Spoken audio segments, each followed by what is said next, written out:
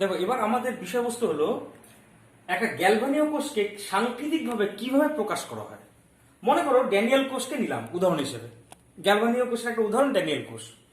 এখানে জেডেন দণ্ড আছে জেডেন এসও4 এর মধ্যে, সিউ দণ্ড আছে সিউ এসও4 এর মধ্যে। এবার তুমি জানো বাদিকটা হচ্ছে অ্যানোড, ডান দিকটা ক্যাথোড। এবার প্রকাশ করা হয় কিভাবে? বাদিকে যথারীতি এই ছবি অনুযায়ী যা আছে তাই, বাদিকে রাখবো অ্যানোড আর ডান দিকে রাখবো ক্যাথোড। কেমন? এবার অ্যানোডকে কিভাবে প্রকাশ করা হয় দেখো, এইটা মনে রাখবে, এটা আমার নিজের পদ্ধতি। কি? যা থেকে যা হয়, মানে এখানে জারণ হয় তো, তাহলে জেডেন থেকে হয় জেডেন টু প্লাস, তাহলে লিখবো Z N phase Z N two plus. কেমন? জেডেন থেকে হয় জেডেন টু প্লাস, এটা হচ্ছে দশা বোঝাচ্ছে। এটা হচ্ছে কঠিন জেডেন তড়িৎদ্বার, তার পাশে দ্রবণে আছে জেডেন টু প্লাস। ক্যাথোডে কি হয়? ক্যাথোডেও যা থেকে যা হয়, ক্যাথোডে বিজারণ হয়। মনে করে দেখো ক্যাথোডে বিক্রিয়াটা কি লিখেছিলাম, Cu2 প্লাস প্লাস 2 ইলেকট্রন দিয়ে Cu, তাহলে Cu2 প্লাস থেকে Cu হয়েছে, তাহলে এটাকে লিখবো কি Cu2 plus phase Cu। Cu2 plus মানে দ্রবণ বোঝাচ্ছে, তারপরে ফেজ Cu মানে বোঝাচ্ছে তড়িৎদ্বার, মানে কঠিন তড়িৎদ্বার। এর মাঝখানে দশা পার্থক্য বোঝাবার জন্য এই লাইনটা দিয়েছি। আর এই দুটোর মাঝখানে আছে সল্ট ব্রিজ, এইটা হচ্ছে সল্ট ব্রিজ। এই হচ্ছে প্রকাশ। তাহলে অ্যানোড ডান দিকে ক্যাথোড, তা বুঝে গেছো যত, যেহেতু সেই তাই অ্যানোড ক্যাথোড লেখাটা মুছে দিলাম। অ্যানোড ক্যাথোড লেখাটা মুছে দিলাম, বোঝাবার জন্য লিখেছিলাম। পরীক্ষা আসলে পরে অ্যানোড ক্যাথোড ডান দিকে বাদিকে লিখবে না, জাস্ট লিখবে কি বাদিকে অ্যানোড যা থেকে যা হয়, বাদিকে বিক্রিয়া কি থেকে কি হয়েছিল, জেডেন থেকে জেডেন টু প্লাস হয়েছিল, তাই জেডেন লিখে জেডেন টু প্লাস। তারপরে সল্ট ব্রিজ দিয়ে ডান দিকে যা থেকে যা হয়, ডান দিকে কি হয়েছিল, Cu2 প্লাস থেকে হয়েছিল Cu, তাই Cu2 প্লাস ফেজ Cu। দেখো এইরকম ভাবেও লেখা যায়, বা লবণটাকে ডাইরেক্ট তুমি উল্লেখ করতে পারো, মানে জেডেন, এখানে ZnSO4, ঠিক আছে, সল্ট ব্রিজ Cu2 প্লাস না লিখে CuSO4 ফেজ Cu। আবার এখানে ব্র্যাকেটের মধ্যে অনেক সময় গাঢ়ত্বটা উল্লেখ করা হয়, যেমন ধরো ZnSO4 এর গাঢ়ত্ব যদি C1 হয়, C1 লিখলাম, CuSO4 এর গাঢ়ত্ব যদি C2 হয়, C2, বা এইখানে না লিখে এখানেও গাঢ়ত্বটা লেখানো যায় C1 C2।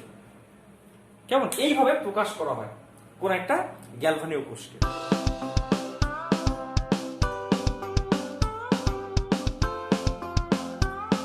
এবার আছে গ্যালভানীয় কোষের অ্যানোড ও ক্যাথোড শনাক্তকরণ। তুমি মনে করে দেখো, যে কোনো গ্যালভানীয় কোষের অ্যানোড হয় বাঁদিকে, ক্যাথোড হয় ডান দিকে। ক্যাথোডটা পজিটিভ, অ্যানোডটা নেগেটিভ। পজিটিভ মানে উচ্চ বিভব, আর নেগেটিভ মানে নিম্ন বিভব। তার মানে সোজা কথায় ক্যাথোডের বিভব বেশি, অ্যানোডের বিভব কম। তাহলে যদি দুটি তড়িৎদ্বার দেওয়া থাকে, তাদের মধ্যে যার বিভব বেশি সেটি হচ্ছে ক্যাথোড, আর যার বিভব কম সেটি হচ্ছে অ্যানোড। এইটাই মাথার মধ্যে রাখো, বেশি ক্যাথোড কম অ্যানোড। যেমন ধর একটা এক্সাম্পল দিচ্ছি, বললো E0 Ag plus oblique Ag equal to plus 0.80 volt. এটা একটা অর্ধকোষকে দেখানো হলো, বা প্রমাণ তড়িৎদ্বার বিভব দেখানো হলো। আরেকটা হচ্ছে E0 Zn2 plus oblique Zn minus 0.76 volt. কোনটা ক্যাথোড কোনটা অ্যানোড তোমাকে বুঝতে হবে। দেখো এটা হচ্ছে ক্যাথোড, কারণ এর প্রমাণ তড়িৎদ্বার বিভবের মান বেশি, আর এটা হচ্ছে অ্যানোড কারণ এর কম। তাহলে এবার যদি আমি গ্যালভানীয় কোষটাকে প্রকাশ করতে চাই, তাহলে কি লিখবো, ক্যাথোড ডান দিকে অ্যানোড বাঁ দিকে। অ্যানোডটার ক্ষেত্রে কি বলেছি, যা থেকে যা হয়। যা থেকে যা হয় বলতে অ্যানোডে কি হয়, জারণ হয়, তাই না? তাহলে জেডেন থেকে জারিত হয়ে হয় Zn2 প্লাস। কেমন? তাই না? অ্যানোডে তো জারণ হয়, তাহলে এই দুটোর মধ্যে জেডেন থেকে কি হবে, Zn2 প্লাস, মাঝখানে সল্ট ব্রিজ। ক্যাথোডে যা থেকে যা হয়, ক্যাথোডে তো বিজারণ হবে, বিজারণ মানে Ag প্লাস থেকে হবে Ag, তাই এখানে লিখবো কি Ag প্লাস অবলিক Ag। এই হচ্ছে একটা কোষকে প্রকাশ করলাম এই তড়িৎদ্বার বিভবের মান অনুসারে।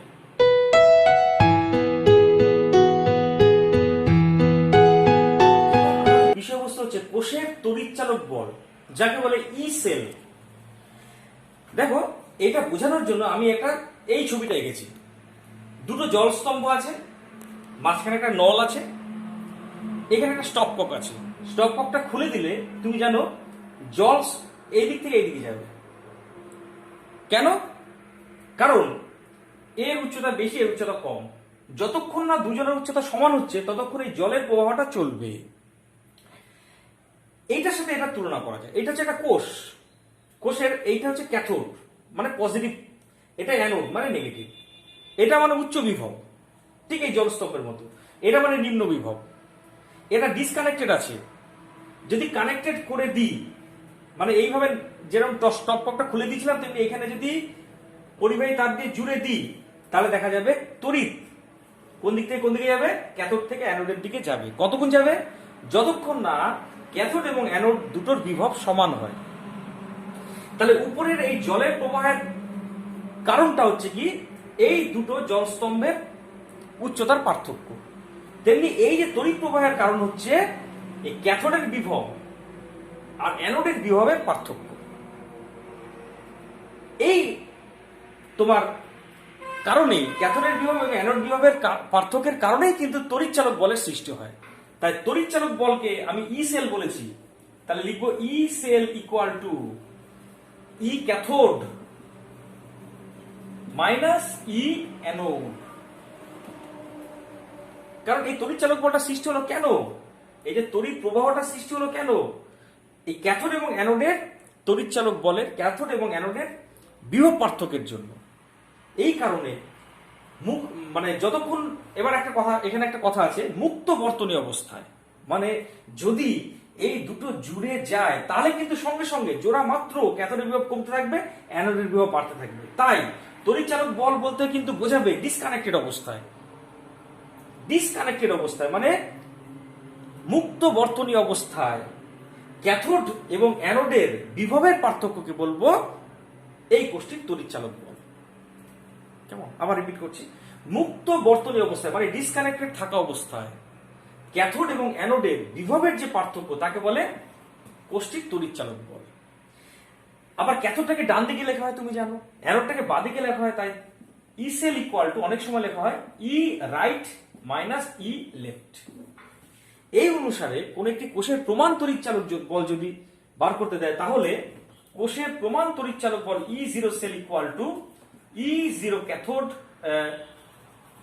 Minus E zero anode. অর্থাৎ ক্যাথোডের প্রমাণ তড়িৎদ্বার বিভব এবং অ্যানোডের প্রমাণ তড়িৎদ্বার বিভবের পার্থক্যকে বলবো এই কোষটির প্রমাণ তড়িৎ চালক বল।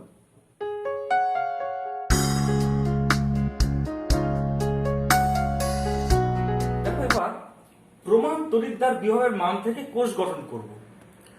যদি দুটি অর্ধকোষের প্রমাণ তড়িৎদ্বার বিভবের মান দেওয়া থাকে, সেটা থেকে আমি কি করে কোষ গঠন করতে পারি এবং কোষের প্রমাণ তড়িৎ চালক বল বার করতে পারি দেখাবো। মনে করো একটা অর্ধকোষ হচ্ছে E zero F E two plus F E, এটা হচ্ছে একটা অর্ধকোষের প্রমাণ তড়িৎদ্বার বিভব কত, -0.44 ভোল্ট। আর একটা অর্ধকোষ তার প্রমাণ তড়িৎদ্বার বিভব ই জিরো এজি প্লাস এজি, মান কত, +0.80 ভোল্ট। এবার এটা দিয়ে একটা কোষ গঠন করতে হবে, তার বিক্রিয়া লিখতে হবে, তার প্রমাণ তড়িৎচালক বলের মান নির্ণয় করতে হবে। সব একে একে করবো। দেখো দেখো এর মধ্যে যেহেতু পরেরটি তড়িৎদ্বার বিভবের মান বেশি, তাই এটা হবে ক্যাথোড, আর যেহেতু এটা কম তাই এটা হবে অ্যানোড। তাহলে আগে কোষটাকে লিখি। কোষটাকে কি লিখবো? বাদিকে অ্যানোড, অ্যানোড মানে এফি থেকে হবে Fe2 প্লাস, জারণ যেহেতু তাহলে এফি লিখলাম, যা থেকে যা হয় এফি থেকে জারিত হয়ে হবে Fe2 প্লাস। কেমন? এবার সল্ভ বীজ। এবার ডান দিকে যা থেকে যায়, ডান দিকে বিজারণ হয়, বিজারণ মানে এজি প্লাস থেকে হয় এজি, তাহলে লিখবো এজি প্লাস অবলিক এজি। এটা হচ্ছে কোষ, কোষটাকে প্রকাশ করলাম, কোষকে উপস্থাপিত করলাম। এবার কোষ বিক্রিয়াটাও লিখে ফেলতে পারি এখান থেকে। দেখো এখানে বিক্রিয়া প্রথমে হচ্ছে অ্যানোড। অ্যানোড মানে তোমার জানা আছে জারণ। জারণ বলতে Fe -2 ইলেকট্রন দিয়ে Fe2 প্লাস। দেখবে বইয়ে কিন্তু এভাবে লেখা থাকে Fe, এই ধারে Fe2 প্লাস +2 ইলেকট্রন লেখা থাকে। এই পাশে +2 ইলেকট্রন লেখাও যায়, এই পাশে -2 ইলেকট্রন লেখাও তাই, তুমি দুটোর যে কোনো একটা করতে পারো। আচ্ছা, ক্যাথোড। কেমন? ক্যাথোডে তাহলে এখানে বিজারণ ঘটবে। বিজারণ বলতে এজি প্লাস প্লাস ইলেকট্রন দিয়ে কি লিখবো এজি। ঠিক আছে, এবার এইখানে আমি 2 দিয়ে গুণ করব। কেন 2 দিয়ে গুণ করলাম? কারণ ইলেকট্রন সংখ্যা সমান করার জন্য।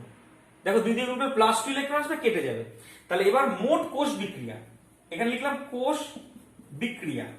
তাহলে অ্যানোড ক্যাথোড কোষ অর্ধকোষ বিক্রিয়া যোগ করলে পেয়ে যাবো, এবং সেটা পাচ্ছি কি দেখো, Fe প্লাস 2Ag প্লাস তীর চিহ্ন দিয়ে Fe2 প্লাস প্লাস 2Ag।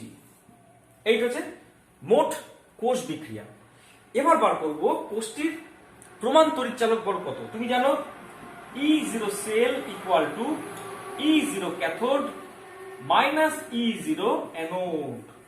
তাহলে ক্যাথোডের মান তোমার দেওয়া আছে, ক্যাথোড মানে বেশিটা মানে +0.80, আর মাইনাস অফ মাইনাস মানে প্লাস হয়ে যাবে, +0.44 ইকুয়াল টু 1.24 ভোল্ট। এইটা হচ্ছে কোষটির প্রমাণ তড়িৎচালক।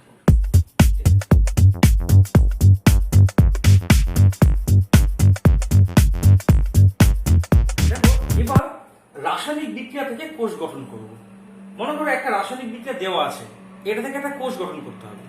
প্রথম কাজ হচ্ছে বিক্রিয়াটিকে আয়ন আকারে লিখব। এখানে Fe প্লাস CuSO4 এর SO4 2 মাইনাস SO4 2 মাইনাস কে কেটে দাও মনে মনে। তাহলে পড়ে থাকলে Fe plus C2 plus Fe2 plus plus C। এবার দেখবো এখানে জারণ কোনটা হলো। দেখো Fe থেকে Fe2 প্লাস হয়েছে, এটা হচ্ছে জারণ, মানে এটা হচ্ছে অ্যানোড বিক্রিয়া। তাহলে এখানে লিখবো অ্যানোড। Fe মাইনাস 2 ইলেকট্রন দিয়ে Fe2 প্লাস। দেখো আমি আবার বারবার বলছি, এখানে -2 ইলেকট্রন দেওয়া আছে, এখানে +2 ইলেকট্রন দেওয়া, তাই তুমি এখানে Fe তীর চিহ্ন দিয়ে Fe2 প্লাস ডান দিকে +2 ইলেকট্রন লিখতে পারো, অথবা এইভাবে লিখতে পারো, কোনো সমস্যা নেই। ক্যাথোড, ক্যাথোডে হয় বিজারণ। ক্যাথোডে কি হবে, Cu2 প্লাস ওই দুটো ইলেকট্রন নিয়ে হবে Cu। তাহলে কি লিখছি দেখো, Cu প্লাস 2 ইলেকট্রন দিয়ে Cu। কেমন? তাহলে আমি অ্যানোড বিক্রিয়া ক্যাথোড বিক্রিয়া পেয়ে গেলাম। যদিও এটা দরকার নেই, তথাপি আমি বলবো তুমি টোটাল সেল রিঅ্যাকশন, তুমি এখানে সেল লিখবে, সেল রিঅ্যাকশনটা লিখে ফেলবে বাদিক ডান দিক যোগ করে। Fe প্লাস, সরি এটা Cu2 প্লাস, কিন্তু হ্যাঁ Cu2 প্লাস দুটো ইলেকট্রন দিয়ে Cu হয়েছে, তাহলে Cu2 প্লাস প্লাস 2 ইলেকট্রন দিয়ে Cu। তাহলে বাদিক ডান দিক যোগ করলে Fe প্লাস Cu2 প্লাস, তীর চিহ্ন দিয়ে এই পাশে দেখো Fe2 প্লাস প্লাস Cu। এই হচ্ছে সেল রিঅ্যাকশন। তাহলে এবার সেলটাকে প্রকাশ করব। বাদিকে অ্যানোড, যেটা Fe থেকে Fe2 প্লাস হয়েছে, তাহলে লিখবো Fe তীর চিহ্ন দিয়ে ফেজ দিয়ে Fe2 প্লাস। কেমন? এবার আসছি সল্ট ব্রিজ দিয়ে, এবার ক্যাথোড। ক্যাথোডে যা থেকে যা হয়, C2 প্লাস থেকে Cu হয়েছে, তাই লিখবো C2 প্লাস অবলিক C। এইটা হচ্ছে আমাদের সেলের প্রকাশ, এইটা হচ্ছে কোষটাকে উপস্থাপন করা হলো এইভাবে। ঠিক আছে, তো এই পর্যন্ত আজকে। ঠিক আছে, বাকিটা তোমাদের নেক্সট ভিডিওতে আলোচনা করবো। ঠিক আছে।